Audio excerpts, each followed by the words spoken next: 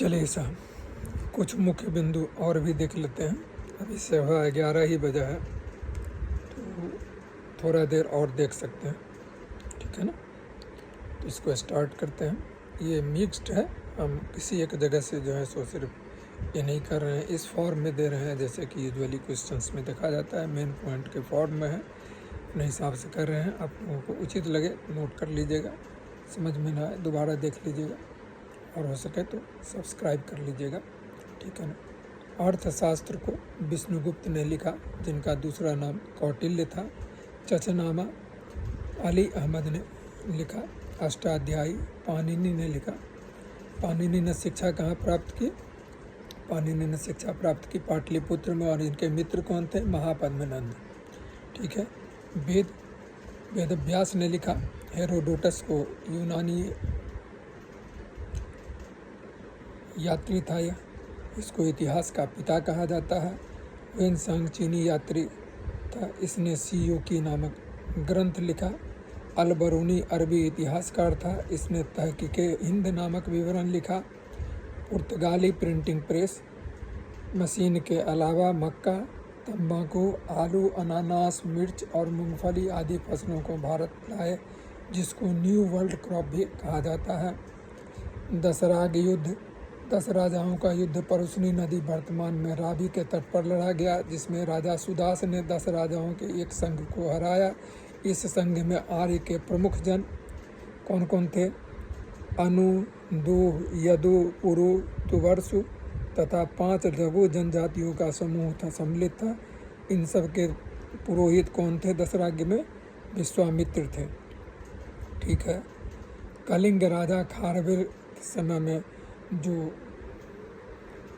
अभिलेख था, हाथीगुम्फ अभिलेख, तिथि सहित अभिलेख लिखा हुआ है। रुद्रदामन जूनागढ़ गिरनार इंस्क्रिप्शन के लिए जो है सो प्रसिद्ध हैं। गौतमी बलश्री, इनका नासिक अभिलेख मिलता है। समुद्रगुप्त, इनका प्रयाग स्तंभ लेख से पता चलता है। पुलकेशिन सेकंड ऐहोल इंस्क्रिप्शन इनके टाइम में था। मालवा नरेश यशोवर्मन मंदसौर अभिलेख इनके से रिलेटेड है। स्कंदगुप्त का भीतरी एवं जूनागढ़ जो है अभिलेख में उल्लेख है। बंगाल का शासक विजय सेन, देवपारा अभिलेख में इसका उल्लेख मिलता है, ठीक है। जिस काल में मनुष्यों ने घटनाओं को कोई लिखित विवरण उद्धृत नहीं किया, उसे ही प्रागैतिहासिक काल कहा जाता है, ठीक है। मानव विकास के उस काल को इतिहास कहा जाता है जिसका विवरण लिखित रूप से उपलब्ध है। प्रारंभिक ऐतिहासिक काल से तात्पर्य उस काल से है जिसमें लेखन की शुरुआत के बाद उपलब्ध लेख पढ़े नहीं जा सकते थे। आग का आविष्कार पुरापाषाण काल में एवं पहिए का नवपाषाण युग में काल में हुआ। मनुष्य में अस्थायी निवास की प्रवृत्ति नवपाषाण युग में हुई। कृषि का आविष्कार नवपाषाण में हुआ। मनुष्य ने सर्वप्रथम तांबा धातु का प्रयोग किया, जबकि मानव द्वारा निर्मित प्रथम औजार कुल्हाड़ी था। भारत का सबसे प्राचीन नगर मोहनजोदारो था। सिंधी भाषा में इसका अर्थ मृतकों का टीला होता है। सिंधु घाटी की लिपि लघु चित्रात्मक अभिलेख के रूप में थी। सिंधु घाटी की लिपि बाईं से दाईं ओर लिखी जाती थी। अभी तक सिंधु घाटी की लिपि की व्याख्या नहीं की गई है और न ही यह लिपि आज तक स्पष्ट पढ़ी ही जा सकी है।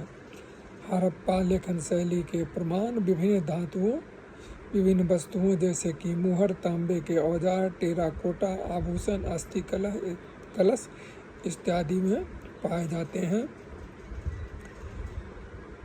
प्राचीन काल में, उत्तर वैदिक काल में पूर्व दिशा को प्राची, पश्चिम दिशा को प्रतीची, उत्तर दिशा को उदीची और दक्षिण दिशा को अवाची कहा जाता था, ठीक है। अर्थ पुरुषार्थ का महाभारत में परम धर्म, अर्थ पुरुषार्थ को महाभारत में परम धर्म कहा गया है। पुरुषार्थ से तात्पर्य मानव के लक्ष्य या उद्देश्य से है।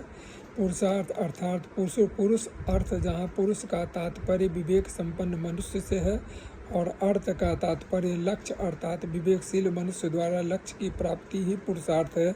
वेदों में 4 पुरुषार्थ का उल्लेख किया गया है। पहला धर्म, दूसरा अर्थ, तीसरा काम और चौथा मोक्ष। ठीक है ना। ये कुछ मुख्य बिंदु थे जो मैंने दिया है। इसी से मैंने अभी जो जितने भी तकरीबन वीडियो डाले हैं उन सब का जो है सो क्वेश्चंस भी आप लोगों को जो है सो रिमाइंड करवाया है, बना के पूछा भी है। इसमें वो सारे आंसर्स मैंने स्पष्ट कर दिए हैं। Please subscribe and have a nice day.